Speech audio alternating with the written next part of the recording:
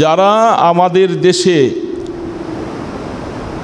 Islamic board তৈরি করে সুদি কাজ কারবার থেকে নিজেরা বাঁচাবার জন্য নিজের ব্যাংকিং লেনদেনটা সুদবিহীন বলে ঘোষণা দিচ্ছেন, আমি আপনাদের কাছে অনুরোধ করে বলবো, আপনারা বসেন, আপনাদের কাজ কারবারটা সম্পূর্ণ 16 আনায় সুদি কাজ কারবার ছাড়া নয়।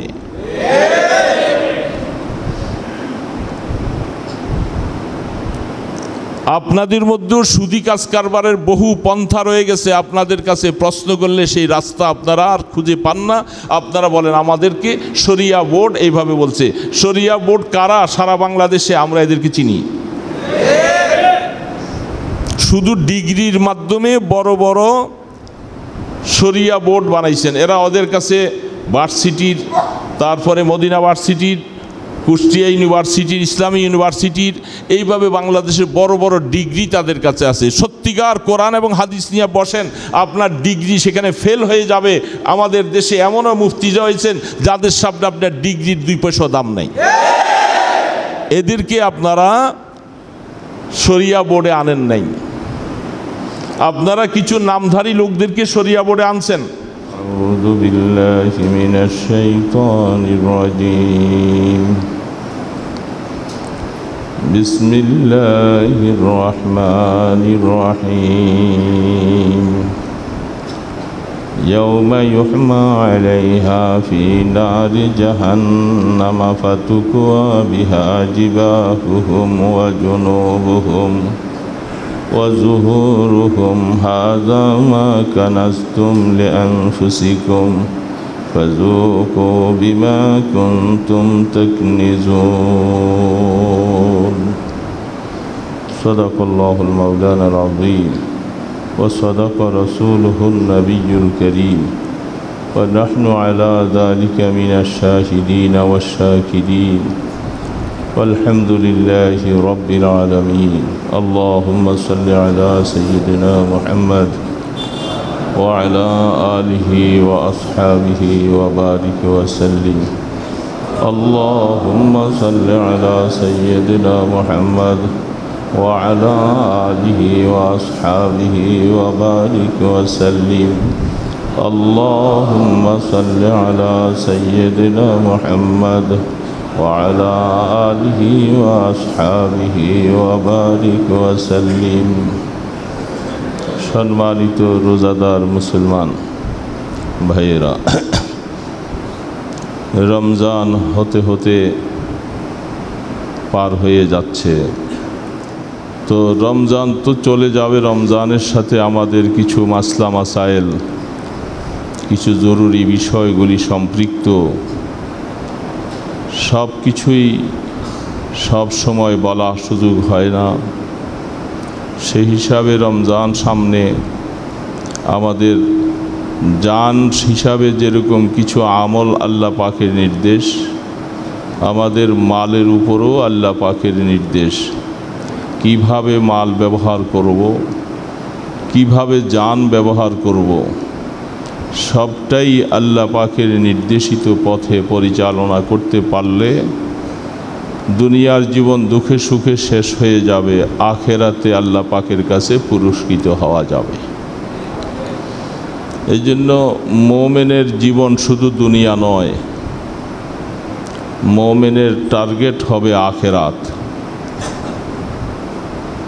মুমিনের ইতিহাস পিছনে তালাশ করলে দেখা যায় যত কষ্ট নির্যাতন যত কিছুই হবে সব কিছু সহ্য করা যায়, যেহেতু মুমিনের জন্য আল্লাহ পাক জান্নাতে পুরস্কারের ঘোষণা দিয়েছেন।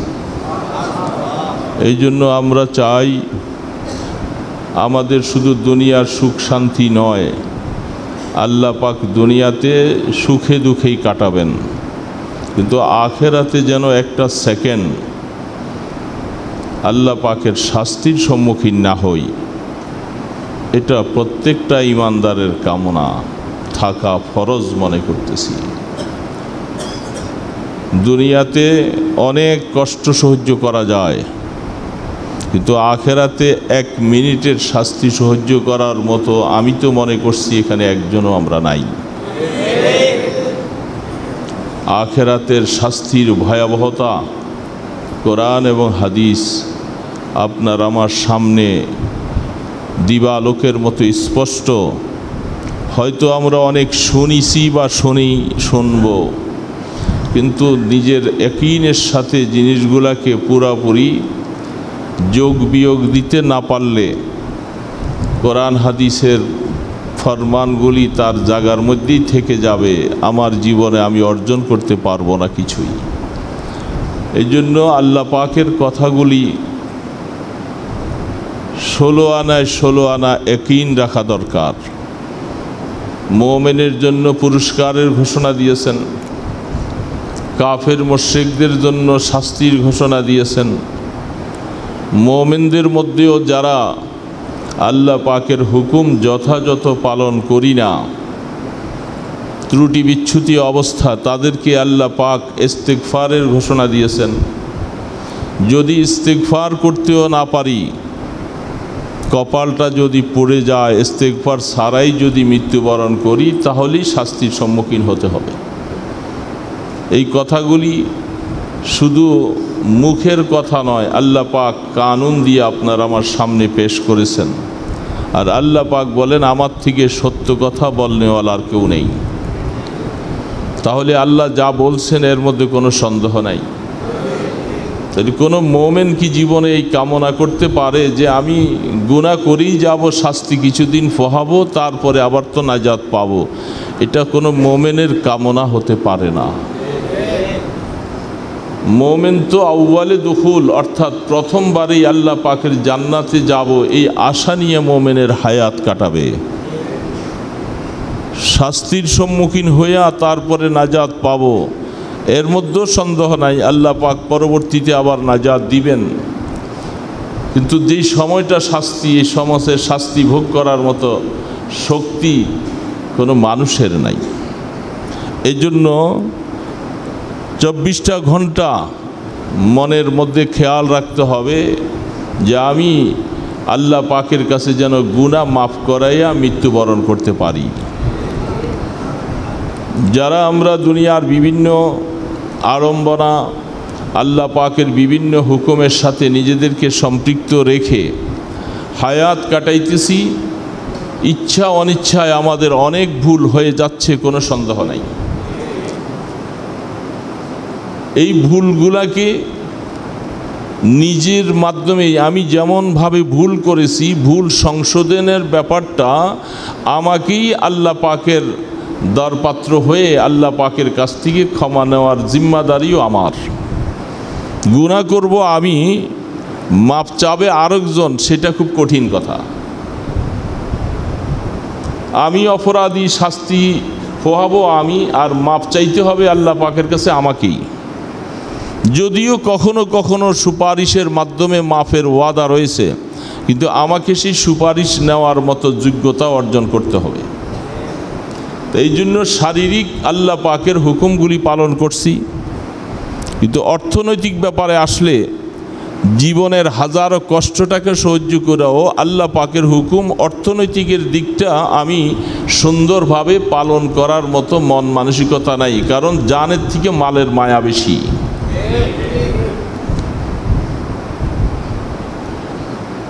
বলে হুজুর এইটা কথাটা অযৌক্তিক কথা, জানের থেকে মালের মায়া বেশি। আমি বলবো যে এটা বাস্তব। আমরা মানুষ সম্প্রদায়, আমাদের কি আল্লাহ সুবহানাহু ওয়া তাআলা আল্লাহর হুকুম পালন না করলে শাস্তি দিবে, এর মধ্যে কি কোনো 2 নম্বরই আছে? তাহলে এই রমজান মাসে মালের মায়ায় পড়ে দোকানদারি করতে গিয়ে, ব্যবসা করতে গিয়ে রোজা ছাড়ছে কি ছাড়ি না?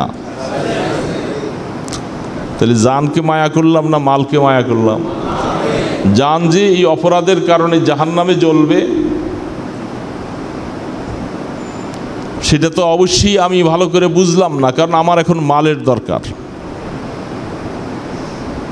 কত শরীয়তের হুকুম আমার থেকে আপনার থেকে মালের মায়ার কারণে ছুটে যাচ্ছে, শুধু মালের মায়ার কারণে। তাহলে বোঝা যাচ্ছে জান থেকে মালকে আমরা বেশি ভালোবাসি। আল্লাহ রাব্বুল আলামিন বলছেন যে আমি তোমাদের জন্য মনে রাখবা কিয়ামতের ময়দানে তোমাদের সকলকে আমি উঠাবো। এর মধ্যে কোনো কি সন্দেহ আছে? সামান্য চুল পরিমাণ? সেই দিন তোমাকে আমি 5টা প্রশ্ন করব। প্রত্যেকটা বনি আদম 5টা প্রশ্ন সামনে পেশ করা হবে। এর অ্যান্সার সঠিকভাবে দেওয়ার আগ পর্যন্ত একটা কদম সামনে দেওয়ার ক্ষমতা তোমার হবে না। লা ইয়াজালু কদমা ইবনে আদমা ইয়াউমাল কিয়ামাতি হাত্তা ইউসআলা আন খামস। লা ইয়াজালু কদমা ইবনে আদম, একটা কদম সামনে দিতে পারবে না। 5টা প্রশ্ন হবে। হায়াত কোথায় ব্যয় করেছো? জুয়ানি কোথায় ব্যয় করেছো? মাল কোন পথে কামাই করেছো, কোন পথে ব্যয় করেছো? এবং কোরআন হাদিস অনুযায়ী শরীয়ত যেটুকু জানছো সেই অনুযায়ী আমল করছো কিনা। বাস। তাহলে মাল অর্জন করাটাই শুধু ব্যাপার নয়, কোন পথে অর্জন করেছি এটা দেখবে, কোন পথে ব্যয় করেছি এটা আল্লাহ পাক দেখবেন। আল্লাহ পাকের এই কথা হাদিস, সহি হাদিস। একটা চুল পরিমাণ সন্দেহ করলে ঈমান থাকবে না। নবী দো জাহাঁ তিনি এই ঘোষণা দিয়ে গেছেন। তাহলে এখন আমি মাল কোন পথে আয় করতেছি, হালাল ভাবে না হারাম ভাবে, এটা প্রশ্ন হবে না। খুশি চললাম, বাড়ি বানাইলাম, গাড়ি বানাইলাম, ফ্যাক্টরির পরে ফ্যাক্টরি বানাচ্ছি, বিশাল বিশাল, অসুবিধা নাই, করো তুমি, কিন্তু কোন পথে আয় করলা সেটা হালাল পথ কিনা আল্লাহ পাক যাচাই করবে। আমরা সেই যাচাইয়ের সম্মুখীন হতে হব মনে করি না? সকল মুসলমানকে, আমাকেও যেমন আপনাকেও তেমন। হাত্তা কি নবীদেরকেও পর্যন্ত হযরত সুলাইমান আলাইহিস সালামের ব্যাপারে হাদিস আসছেন, আল্লাহ পাক তাকে দুনিয়ার বাদশাহীও দিয়েছেন, নবুয়তও দিয়েছেন, তার অধীনস্থ সব কিছুকে দিয়েছেন। এই জন্য তার এই সমস্তের ব্যাপারে হিসাব নিকাশ দিয়া জান্নাতে যাইতে দেরি হবে সব নবীদের পরে।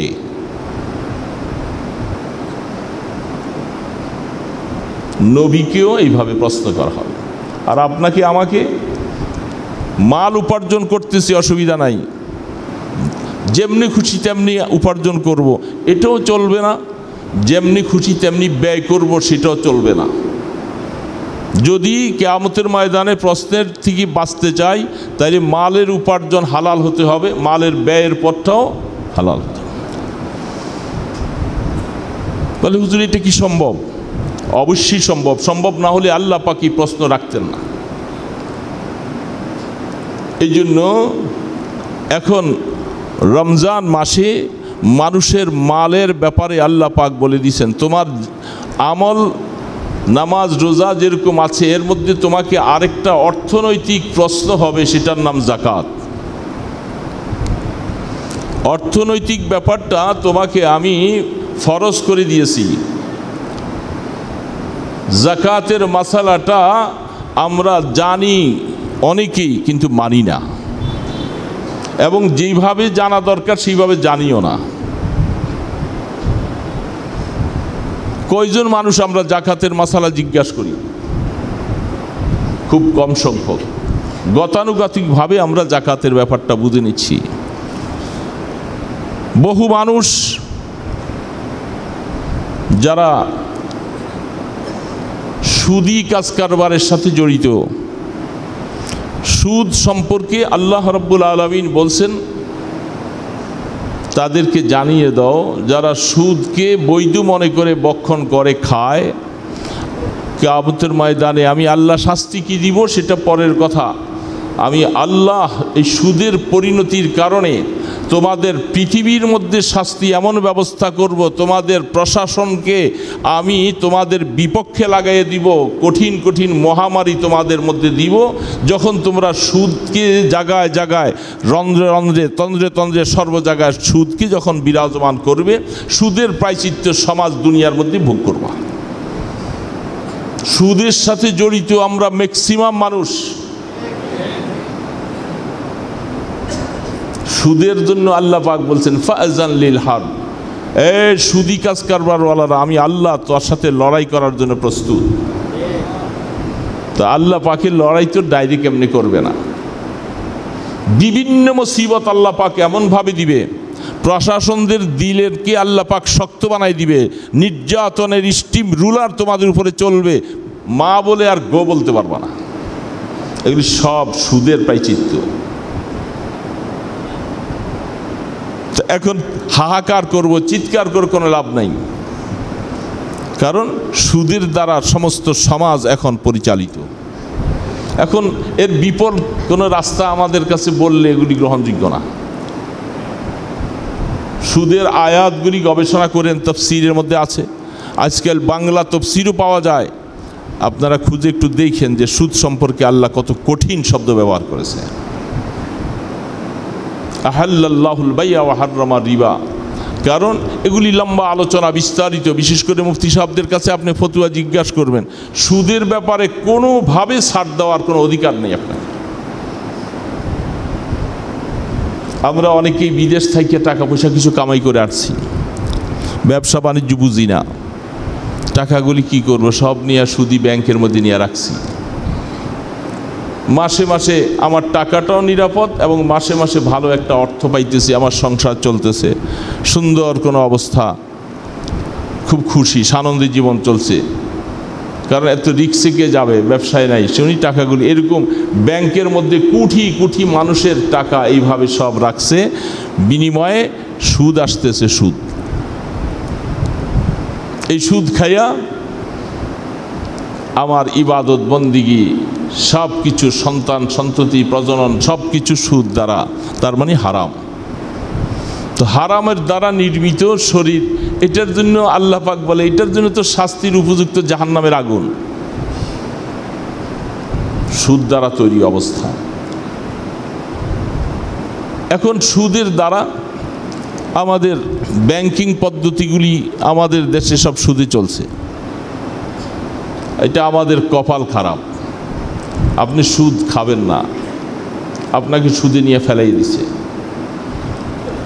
তবে আপনাকে টাকা রাখার মতো অনুমতি আছে ব্যাংকে, সেখান থেকে সুদ খাইয়া সংসার চালাবার অনুমতি নেই। আপনি বলবেন আমি টাকা কার কাছে দিব, বিশ্বাস করি না, যেখানে যায় তার কথাই বলে, এই জন্য আমি টাকাটা ব্যাংকে রাখতেছি, রাখেন। কিন্তু এখন প্রশ্ন হলো, টাকা তো ব্যাংকে রাখলেন, বছর বছর তো আপনাকে যাকাত দিতে হবে। এখন সে চিন্তা করছে, আমি 10 লাখ টাকা ব্যাংকে রাখলাম, কোনো ইনকাম নাই, আমার এটা তো আস্তে আস্তে যাকাত দিতে দিতে একসময় শেষ হয়ে যাবে। এই জন্য তিনি চিন্তা করলেন যে আমি ব্যাংকের থেকে প্রতি মাসে মাসে 10 লাখ টাকা রাইখা প্রতি মাসে আমি দেখা যাবে আমাকে মাসে আপনার প্রতি লাখে যদি 5,000 করে দেয়, তাহলে 2,000, আচ্ছা, তাই 2,000 করে পাইলে আপনি 10 লাখ টাকা 20,000 টাকা পাবেন, আপনি সংসারে চলবেন, বলে এখান থেকে আমি আস্তে আস্তে যাকাত দিব। হারাম দিয়ে যাকাত দিলে যাকাত আদায় হবে না, হারাম পয়সা দিয়ে যাকাত দিলে যাকাত আদায় হবে না। হারাম পয়সা দান করে যদি কেউ সওয়াবের নিয়ত করে, তার কুফরি হবে। এখন হারাম দ্বারা আমি তৈরি হচ্ছি, এখন কি করা আমাদের? এই ধরনের সমাজের মধ্যে কিছু নিম্নবিত্ত মানুষ, বহু মানুষ, তাদের টাকা পয়সা, এখন আমাদের দেশে কিছু ব্যাংক মানুষ আমাদের এই আলোচনা শোনার পরে মানুষ হারাম থেকে বাঁচতে চায়, কিছু মানুষ আছে হারাম থেকে বাঁচতে চায়। এখন হারাম থেকে বাঁচা কোথায় যাবে তালাশ করতে থাকে। এই জন্য বিভিন্ন ব্যাংকওয়ালারা চিন্তা করছে যে মানুষ তো এখন সুদবিহীন ব্যাংক যেটা, ওইটার দিকে মানুষ ধাবিত বেশি, এই জন্য আমরা আমাদের ব্যাংকগুলোকেও সুদবিহীন ব্যাংক পরিচালনা করতে থাকি। সকলেই তো গ্রাহক চায়, কাস্টমার বেশি চায়, ওনাদের কথা দাবি হিসাবে ওনারা সুদবিহীন ব্যাংকগুলি নিচ্ছে। সত্যিকার কথা বলতে কি, আমি মেম্বরে বসে বলছি, আমার আলোচনাটা ইউটিউবে চলে যাবে সারা বিশ্বে। আমার এই কথার মধ্যে অনেকে হয়তো পরবর্তীতে প্রশ্ন আসবে, কিন্তু আসলেও কিছু করার নাই, মেম্বরে বসে আমি কথা বলছি। যারা আমাদের দেশে ইসলামিক বোর্ড তৈরি করে সুদি কাজ কারবার থেকে নিজেরা বাঁচাবার জন্য নিজের ব্যাংকিং লেনদেনটা সুদবিহীন বলে ঘোষণা দিচ্ছেন, আমি আপনাদের কাছে অনুরোধ করে বলবো, আপনারা বসেন, আপনাদের কাজ কারবারটা সম্পূর্ণ 16 আনায় সুদি কাজ কারবার ছাড়া নয়।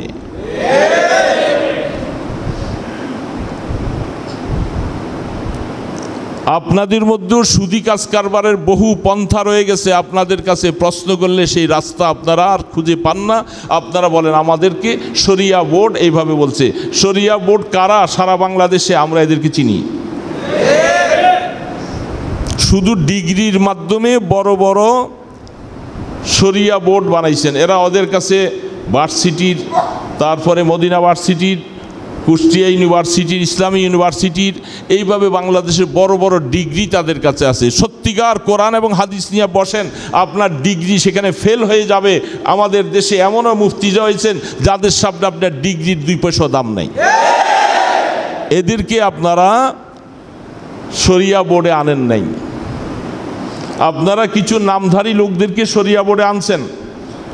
সেই শরিয়া বোর্ড আপনাদেরকে যেইভাবে পদ দিচ্ছেন, আমি বিভিন্ন গ্রাহকের সাথে বসে বসে আলোচনা করলে অনেক সময় দেখি ওনারা যা কথাগুলি আমাদের সামনে পেশ করে, বলে আমরা ব্যাংকে এইভাবে বুঝাইতে চাচ্ছি, কিন্তু ওনারা ওই রাস্তাটা গ্রহণ করতে রাজি না।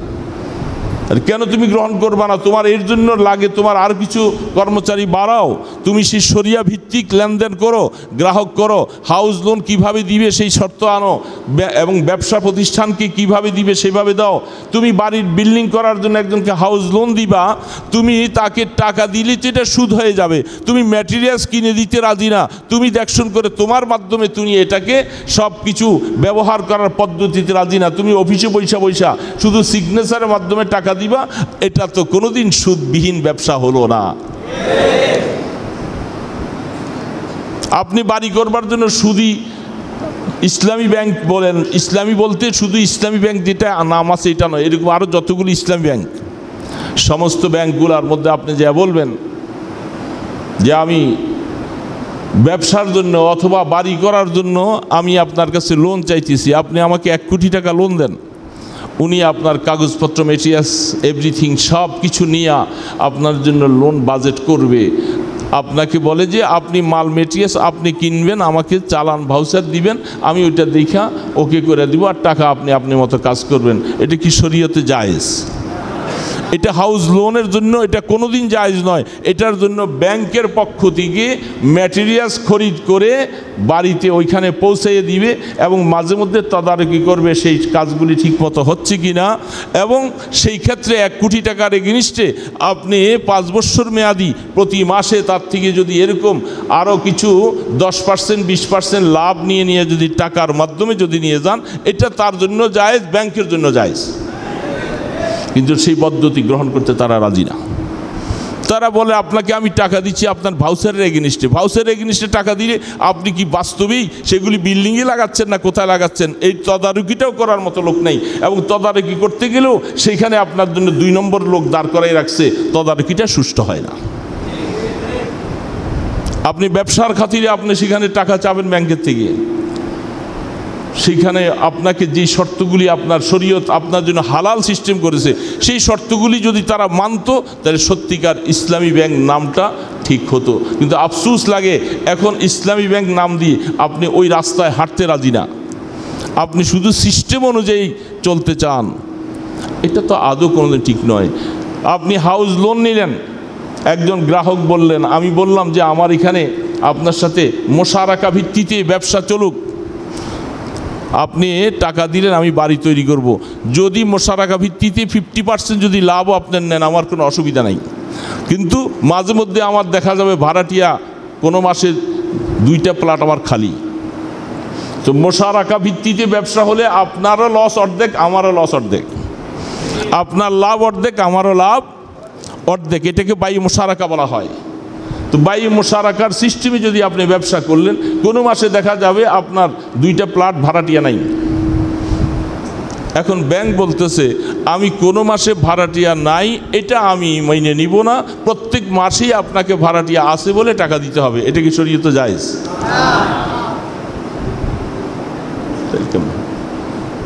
অর্থাৎ কোনো অবস্থাতে আপনার ব্যাংকের মধ্যে কিছু লসের পাল্লায় আসলে আপনি সেখানে রাজি না। বাই মোজারাবা, বাই মোশারাকা যেইভাবে যে সিস্টেমগুলি লেখা হয়েছে, এই জন্য কথা হলো আসলে বহু সিস্টেম। দুঃখ লাগে শরিয়া ভিত্তিক ব্যাংক পরিচালনা করছেন বলতেছেন আপনারা, তারপরে সঠিকভাবে পুরাগুলি আদায় করার চেষ্টা করেন। আপনি একটা দোকানের মধ্যে তার সাথে ব্যবসা করবেন, টাকা চাচ্ছেন, 1 কোটি টাকা আপনাকে লোন দিবে, সেই ক্ষেত্রে আপনি শরীয়তের মূল একটা মাসালা আপনার মনে রাখবেন, জিন্স বা জিন্স এক জাতীয়র মধ্যে কোনোভাবে বাড়ানো যাবে না। টাকায় টাকা, ধানে ধান, চাউলে চাউল, এক জাতীয় জিনিস, কাপড়ে কাপড়, এটার মধ্যেই বেশতি হলেই ফাহুয়া রেবা, এটাকে সুদ বলা হয়। যদি জিন্সের মধ্যে তাগাইয়ুর হয়ে যায়, পরিবর্তন হয়ে যায়, আপনি তার থেকে মাল আনলেন আর আপনি বাড়াইয়া দিলেন টাকা, শরীয়তে জায়েজ। আপনি আনলেন ধান, দিলেন টাকা, জায়েজ। আনলেন সুতা, দিলেন টাকা, জায়েজ। আনলেন মেশিন, দিলেন টাকা, জায়েজ। আনলেন গাড়ি, দিলেন টাকা, জায়েজ। এই সমস্ত ক্ষেত্রের মধ্যে সমস্ত বাড়াইয়া নিলে শরীয়তে জায়েজ, সুদ নয়। কিন্তু আপনি টাকা, ব্যাংক আপনাকে টাকা দিল, লাভ করাইয়াও আপনি দিলেন তাকে বিনিময়ে বেশি টাকা, শরীয়তে এটা হারাম। এই একটা অসুল মনে রাখবেন, একটা কথায় অসুল বললাম, এক জাতীয়র মধ্যে বাড়াইয়া নিতে গেলে ফাহুয়া রিবা, এটা সুদ। এই জন্যই ব্যাংকগুলাকে বুঝতে হবে যে আমরা যদি ব্যবসায়ী মাল তাকে যদি খরিদ করে দেই, কতটুকু কাপড়ের দরকার, কত হাজার গজ কাপড়ের দরকার, আপনি দোকান থেকে খরিদ করে দেন, তার থেকে প্রতি গজে আপনি 8 আনা 4 আনা লাভ বেশি ধরে নেন, কোনো আপত্তি নেই। কথা হলো ইসলামের শরীয়তে অনেকগুলি সিস্টেম জায়েজ আছে, আমরা জায়েজ রাস্তায় হাঁটতে চাই না, শুধু সোজাসুজি চাচ্ছি।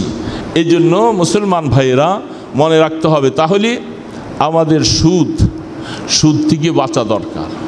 এটা তো ব্যাংকিং পদ্ধতিতে সুদ, ব্যবসায়ীওয়ালারা যে সুদ করতেছেন, যারা বিভিন্ন ব্রাক থেকে ক্যারিটাস, আশা, আরও কি জানি আছে না, অনেকগুলি নাম মনে চাই, এই ধরনের গ্রামীণ ব্যাংকের সিস্টেমে তারা আপনাকে স্বল্প পুঁজি দিয়ে আপনার সাথে ব্যবসা করে। মার্কেটে আপনার একটা দোকান আছে, আপনাকে এসে 50,000 টাকা লোন দিয়ে গেল, প্রতি মাসে মাসে আপনার থেকে দেখা গেল 1,000 করে, 1,000 টাকা লাভের মধ্যে তার মধ্যে আরও 1200 টাকা করে প্রতি মাসে নিয়ে গেল। আপনি মনে করছেন মাশাআল্লাহ খুব ভালোই তো আছি, 50,000 টাকা আমাকে সহযোগিতা কে করবে? হুজুররা তো লম্বা ওয়াজ করে, হুজুরে কি আমাকে 50,000 টাকা দিবে? এই জন্য আপনি মাশাআল্লাহ ছোট একটা মুদি দোকানে 50,000 টাকা লোন পাইয়া প্রতি মাসে মাসে 1200 করে দিয়ে দিচ্ছেন, ওই যে 2,000 টাকা লাভ বেশি চলে গেল, আপনার গায়ে লাগলো না, সে লাভবান। এটা সম্পূর্ণ সুদ। দেখতে তো খুব সুন্দর দেখলেন, খোদার কসম মনে রাখবেন আপনার এই ইনকাম হারাম, এই হারাম দিয়া অর্জিত রক্ত মাংস হারাম, আপনার সিজদা হারাম, আপনার নামাজ হারাম, আপনার রোজা হারাম, সব কিছু হারাম। হালাল পন্থায় আপনাকে যাইতে না পারলে আপনি কোনো অবস্থাতে গুনাহ থেকে বাঁচতে পারবেন না। আর বলেন যদি আল্লাহ এত কড়াকড়ি কেন করছেন? আল্লাহ কড়াকড়ি করেন নাই, আমরা মানুষগুলি হয়ে গেছি খারাপ। আমার আল্লাহ পাক আইন তার সঠিক পথে রাখছেন। এই জন্য আমরা যেই কোনো অবস্থাতে সুদি কাজ কারবার থেকে বাঁচার জন্য অতি তাড়াতাড়ি চেষ্টা করব, সুদি লেনদেন থেকে বাঁচার চেষ্টা করব। তারপরে যাদেরকে আল্লাহ পাক অর্থ দিয়েছেন, যারা বিভিন্ন সময় দোকান নিয়েছেন, 10 লাখ 20 লাখ 30 লাখ টাকা দিয়ে একটা দোকানকে আপনি অ্যাডভান্স নিয়েছেন, এটা আপনার মূলধনের ভিতরে আইনা জাকাতের আওতায় আনতে হবে। বহু মানুষ মনে করে এটা তো আমি একটা দোকান পজিশন নিয়ে ব্যবসা করে খাচ্ছি, আমার এইখানে আবার জাকাত কিসের? আপনাকে এইটারও জাকাত দিতে হবে, কারণ এটা আপনার খরিদার সম্পত্তি না। এই জন্য দোকান এই ধরনের যদি আপনি অ্যাডভান্সের মাধ্যমে নিয়ে থাকেন, এটা জাকাতের আওতায় আসবে। তাহলে আমাদের মনে রাখা লাগবে, জাকাতের ব্যাপারে হেরফের করে কোনো রকম করে থোকা পাশা দিব, শরীয়ত বলতেছে তোমার পুরা জাকাতই বাতিল হয়ে যাবে। আর জাকাতের হিসাবটা শরীয়ত বলছে চাঁদের মাসে জাকাতের হিসাব করবেন। সূর্য মাসে হিসাব করতে গেলে জাকাত অ্যাকুরেট হবে না, যেহেতু প্রতি বৎসরে চন্দ্র মাস আর সূর্য মাসের মধ্যে প্রায় 12-13 দিন ডিফারেন্স থাকে। আমরা চন্দ্র মাসে জাকাতের হিসাব করব, শাওয়াল টু রাওয়াল, রমজান টু রমজান, জিলহজ টু জিলহজ, যে কোনো মাসেই, অর্থাৎ আরবি মাস হিসাব করে আমি বৎসর গণব। আর জাকাতের হিসাবে এই জন্যেই আলোচনা করা হচ্ছে যে আমরা যারা জাকাতের ব্যাপারে থোকা বাসা চিন্তা ভাবনা করে কিছু দিয়ে দিলাম, এটা জাকাত নয়। জাকাতকে পুরাপুরিভাবে সম্পূর্ণ কিছু আপনার স্বর্ণ অলংকার, ব্যবসায়ী মাল, কার কাছে কি পাবেন, এগুলি সব হিসাবের আওতায় আনতে হবে। আর এর জন্য শর্ত একটা হলো বৎসরের প্রথমে নেশাব থাকা লাগবে, বৎসরের শেষে যাইও নেশাবটা পরিপূর্ণ থাকা লাগবে। বৎসরের প্রথম আর শেষে যদি নেশাব হয় 52.5 তোলা রূপার দাম, এই হিসাব হলেই আপনি সাহেবে নেশাব হয়ে যাবেন। বহু মানুষ শরীয়তের মাসালা, কালকে আমি দেখেছি ফতুয়া আলমগীরের মধ্যে লিখেছেন, সেইখানে এক লোক প্রশ্ন করেছেন যে এই লোকটা সে তার কাছে কতটুকু পরিমাণ জাকাত তাকে দেওয়া। সেই ক্ষেত্রে ফতুয়া আলমগীর থেকে ফতুয়া লেখা হয়েছে যে একজন মানুষকে তার ওই দিন চলার মতো অবস্থায় তাকে দান করা, কিন্তু যদি তাকে বেশি করলেন জাকাত আদায় হবে, কিন্তু মাকরু হবে। এখন আমরা আমাদের সমাজের মধ্যে কিছু কিছু মানুষ আছি, আমার ভাই আপনজন, তাদেরকে আমরা অনেক সময় বেশি অঙ্কে টাকা দিয়া তাকে আবার নতুন আরেকজন ব্যবসায়ী বানাবার চিন্তা ভাবনা করি। ভালো, কিন্তু ভালো যে উনি যদি ব্যবসায়ী না হয়, আপনার এই টাকাটা নিয়ে 6 মাসের ভিতরে তিনি গায়েব হইয়া খাইয়া লইয়া আবার এসে হাত পাত দেয়। এরকম বহু মানুষ আছে। আপনি ইচ্ছা করলে একজনকে বড় লোক বানাই দিতে পারবেন না যদি আমার আল্লাহ তাকে সহযোগিতা না করে। এই জন্য বহু মানুষকে আমরা অনেক সময় বড় লোক বানাইতে চাই, ভালো কথা, কিন্তু তাকে বড়লোক বানাবার পিছনে তার শ্রম দেখতে হবে। টাকাটা শুধু আপনি দিয়ে দিলেন জাকাত থেকে, একসাথে 3 লাখ 5 লাখ টাকা আছে আপনার, বড়লোক বানিয়ে দিলাম, কিন্তু সেই লোকটা এই টাকাটা দিয়ে ব্যবসা করার মতো অবস্থা তার আছে কিনা। এই জন্য শরীয়তের মাসালা আছে, যারা নাবালক তাদের হাতে, তাদের বালেগ হওয়ার আগ পর্যন্ত তাদের হাতে তাদের সম্পদ তুমি দিও না, তাকে আগে বিভিন্নভাবে পরীক্ষা নিরীক্ষা করবা, করে তারপরে তার কাছে টাকা ছাড়বা। তাহলে বোঝা যাচ্ছে একটা মানুষকে টাকা এইভাবে দিয়ে দিলেই সেই লোকটাকে আপনি বড় বানাইতে পারবেন না। অবশ্যই জাকাত আদায় হয়ে যাবে, মাকরু হবে। তবে মাসালা হলো আমাদের দেশের মধ্যে আমরা যারা জাকাত দিচ্ছি, আমি অনেক আগেও বলেছিলাম যে জাকাতের ব্যাপারে জাকাত ফরজ আপনার উপরে, মাসালা গ্রহণ করে জানার দায়িত্ব আপনার। আপনি ওই লোকটাকে জাকাত দেওয়ার আগে তার অবস্থা জেনে নেবেন, সে জাকাত খেতে পারে কিনা। বহু মানুষ আমাদের এই লাইনের মধ্যে যারা ভিক মাঙ্গে, এরকম বহু মানুষকে অনেকে পকেটে জাকাতের টাকা রাইখা আপনি তাদেরকে 10 টাকা 50 টাকা 100 টাকা করে জাকাত থেকে দিলেন। আপনি তালাশ করেন নাই, অনেক ফকিরের কাছে বর্তমান বাজারে 60-70-1 লাখ টাকা থাকা কোনো ব্যাপারই না। অনেক ফকির আছে, আমাদের এখানে ফকির আছে যারা এই টাকাগুলি ব্যবসায় লাগাইছে এই দোকানদারদের কাছে, এগুলার প্রমাণ আছে। তাহলে আপনি এই লোকটাকে জাকাত দিলে আপনার জাকাত আদায় হবে না, তার তো টাকা হয়ে গেল।